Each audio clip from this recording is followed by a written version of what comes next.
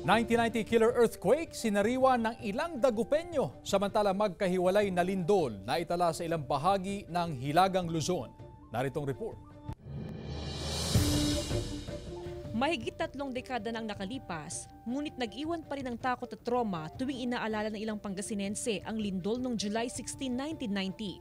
Magnitude 7.8 na lindol ang yumanig sa North at Central Luzon.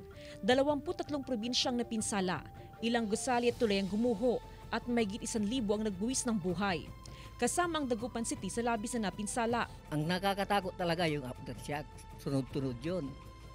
Minuto yun. Siyempre, ang lakas ng lindol.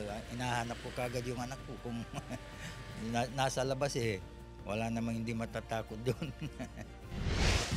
Sa Baguio City, nag-alay ng isang ritual o kanyaw ang Office of the Civil Defense para sa ikakatahimik ng mga ninuno, lalo na sa buong Cordillera, kasabay ng 34th commemoration ng tinaguriang 1990 killer quake.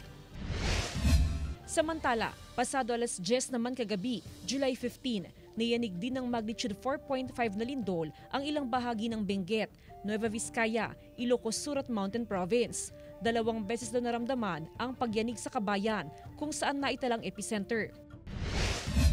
Naitala rin ang magnitude 4.8 na lindol pasado alas 7 ng umaga kanina sa bahagi ng Makunakon, Isabela. Naramdaman ang pagyanig sa ilang bahagi ng lalawigan pero walang naitalang aftershocks. Ayon sa otoridad, walang naitalang pinsalang naturang mga pagyanig.